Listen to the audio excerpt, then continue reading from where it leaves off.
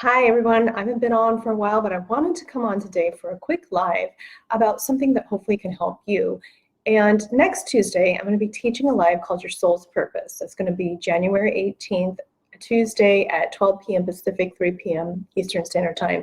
I'll have the link for that up pretty soon. I'll put it on my page. But in the meantime, and on that anyway, I should say that's about your soul's purpose. We're going to go over your life path number in numerology. We're also going to talk about your inner guidance, your intuition, and your significant life events, and how these all come to play in contributing to and helping you give some clues into your purpose. Okay, but today I wanted to talk about something that I thought hopefully would be helpful to you to understand, and that's something called the personal year in numerology. So when I do my clients' numerology charts and I go over with them in this session, one of the things I cover is called the personal year. Now, the personal year is calculated by taking the month that you're born and reducing that to a single digit. So, for instance, if you're born in December, the 12th month, you would add the 1 plus the 2 to get a 3. If you're born in November, you would add the 1 plus the 1 to get a 2. And October would just be a 1. Okay? Then you're going to take the day that you're born on. And so that's the same thing. If you're born on the 28th, 2 plus 8 equals 10, which 1 plus 0 equals a 1. You're going to reduce that down to a single digit. If you're born on the 22nd, the 2 plus 2 becomes a 4. 23rd, 2 plus 3 equals 5. Okay, so you're going to take the month and get a single digit. And you're going to take the day that you're born on and get a single digit. And you're going to add those two numbers together. Okay, so let's break this down. If you're born, let's say December 28th, December 1 plus 2 equals a 3. The 28th becomes 2 plus 8 equals 10. 1 plus 0 equals 1. Okay, so whatever day of the month, that's going to also become a single digit. So if you're born December 28th, you're going to add a 3 plus 1, and you're going to get a 4. Okay, if you're born October 2nd, like I am, that October becomes a 1, and the 2nd, so 1 plus 2, you get a 3. So you're going to remember what that digit is, what that number is when you add your month and you add your day. And from there, you'll get a number. Okay, and then what you're going to do is you're going to add that to the current calendar year. Well, we're currently in 2019. Okay, and in 2019, we just want to add those numbers up. 2 plus 1 plus 9.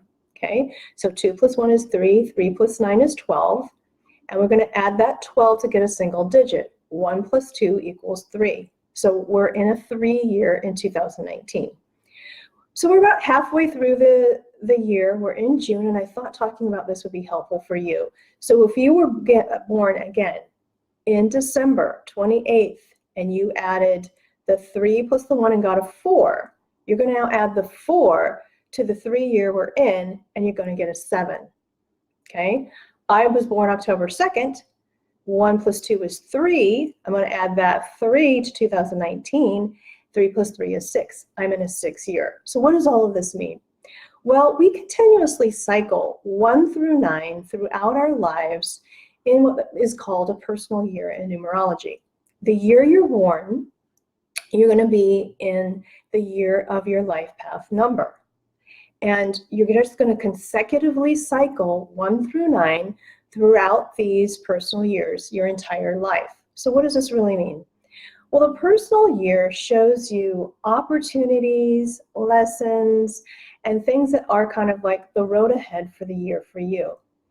Now, 1 in numerology is a beginning, and 9 is an ending. So you can see how in a 1 year, you're going to be beginning something new is coming up. And in the 9 year, you're going to think about releasing and letting go and something coming to completion or something ending. Okay? So let's break this down a little bit more. And let's talk about each individual number.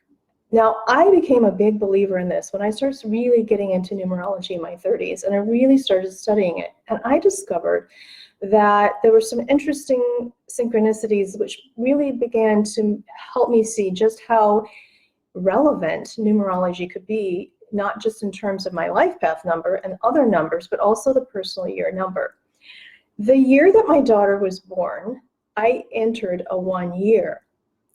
I will end another cycle and start another 1 year the year she leaves home to go to college, the year she turns 18. I found that very fascinating. So let's talk about your numbers. If you're in a 1 year, like I spoke about, you're in a year of beginnings, of change, of something new that's coming into your life. Now, think in terms of a lot of different aspects of your life. You could be talking about relationship, you could be talking about career, you could be talking about business, some kind of creative endeavor that you're trying to build. We could be talking about some kind of personal growth. Okay, so that's that 1 year. One is new beginning, something new is stirring and coming up. Hey, Colleen. The 2 year, if you're in a 2 personal year, 2 is all about sensitivity, connection, and about patience and intuition. So let's say in that 1 year, something is beginning to emerge, something new is happening. Let's say you're talking about a creative endeavor or a business perhaps that you're trying to bring forth in the world. That 1 year is the time that this is going to begin to emerge, these new ideas come forth, or these plans. And in this 2 year, you're going to be nurturing those plans. You're going to be nurturing whatever that thing is that you're doing. And you're going to also be paying attention to relationship, to sensitivity, to your own intuition. Okay? It's also a time about being patient, because 2 is about patience and slow growth. So let's say you're in a 3 personal year. 3 is all about creativity, personal expression, inspiration, motivation, emotions, all of those things. So what would happen in a 3 year? In that 3 year, it's really important, whatever it is that is going on for you, that you allow your emotions to express. Hey, Donna, good to see you. That you also begin to allow your creativity to come forward. It's a time of friendship. It's a time of having a good time and connecting with other people socially, making sure that whatever is inside of you, you're letting that out expressively, creatively. That's the 3 year, okay? What happens in the 4 year? The 4 personal year is all about building something, because the 4 is about organizing, working, building, managing, building a foundation. So whatever this is in your life that you are starting, thinking about, whatever, in the 4 year, you're going to get a little bit more serious about that. You're going to really pay attention. You're going to put sort of your nose to the grindstone, so to speak, and you're really going to put the effort and the time in to make something solid and real. Okay, that's the 4 year. As you enter the 5 year, if you're in a 5 personal year, the 5 is all about change. It's all about perhaps unexpected change. There may be travel, there may be moves. Sometimes people will move. They may change jobs, they may change relationships. The 5 is all about change and freedom. So it could be something external, or again, it could be something internal. What inside of you is really seeking some change, some newness, something different, okay? That's the energy of the 5 personal year. Let's talk about the 6 year. As you move into the 6 year, 6 is all about commitment, responsibility, nurturing, and care. A lot of times what happens in a 6 year is people may notice that they have a lot more responsibility to family. There may be caretaking of family, there may be helping out with friends, there may be making community connection. The 6 is all about nurturing growth and expansion, and that again may happen in your personal life. It also may happen in terms of your work, because 6 is also associated with growth of business or expanding financially with your work. So pay attention to what needs to be nurtured and what needs to be cared for in the 6 year. If you are putting a lot of effort into other people or looking after other people, the 6 is also about self-care. So make sure you take care of yourself. Oh, Donna, you're in a 5 year, I just saw that. Yes, that's what happens in the 5 year. A lot of times people change and move things. That's right. There might be some chaos or some things may be all kind of out of sorts. But trust that this change is happening for a reason. And Oh, good, you can hear. And in the 6th year coming up, you're going to be able to settle down a little bit more and put some roots in more, make connections in your new community if you've moved location, and you can tend house and do those kinds of things. So in the meantime, even though there's been this upheaval and change, take the time to do things that still help you feel grounded in that 5 year. Let's talk about the 7 year.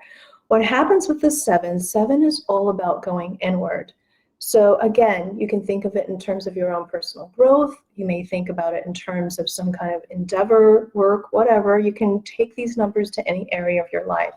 So the 7 is a time to get quiet. You want to take time that year to spend some needed time alone, to get in touch with yourself, to get in touch with your inner guidance, your faith.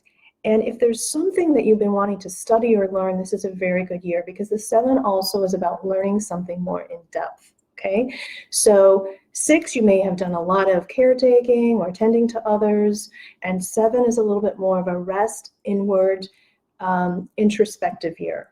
What happens in the 8 year?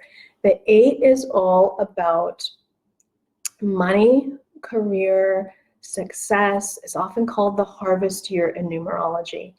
So whatever that you've been building, let's say there's something new that emerged in that 1 year, right, that you've been kind of nurturing in that 6 year, 7, you're putting a little bit more time, depth into that, whether it's an actual thing externally or it's something going on within you. The 8 is about getting clear on your own sense of power. And that's not a time to hold back. This is a time to go for it. This is a time to really allow yourself to expand, grow, and have the courage, take the risk, go for it. That's the 8 year. And they call it the harvest year because all of these other years that you've been building up to this 8 year, this is when you begin to see the fruits of your labor. Okay? And finally, the 9 year. The 9 year is all about endings and completion and letting go. So what happens in the 9 year is this is a time to perhaps forgive. There may be people in your life, because 9 is often associated with forgiveness. It may be letting go of things materially or personally that you don't need. It may be about letting go of habits or behaviors or thought patterns that no longer serve you. Because what's happening in this 9 year, as you're kind of tying things up and thinking about where you've been and thinking about where you want to go, because the next year after that 9 year is another 9-year cycle. Okay, like I said before at the beginning of this live, in my 9 year that will be coming up eventually, my daughter is turning 18 and leaving home. I'm in a 6 year, and wouldn't you know it, there's a lot of family caretaking and help that I've been being very involved in, which is why I haven't been doing quite so many lives recently, but I'll eventually be getting back into them more. So it's very fascinating. Hopefully this is helpful to you. It's a quick little live today. I'm off now to go volunteer at my son's school. It's the last week of my kids' school. So take care. I'll be back again, and I wish you all a wonderful, wonderful day. Thanks so much for watching. Take care.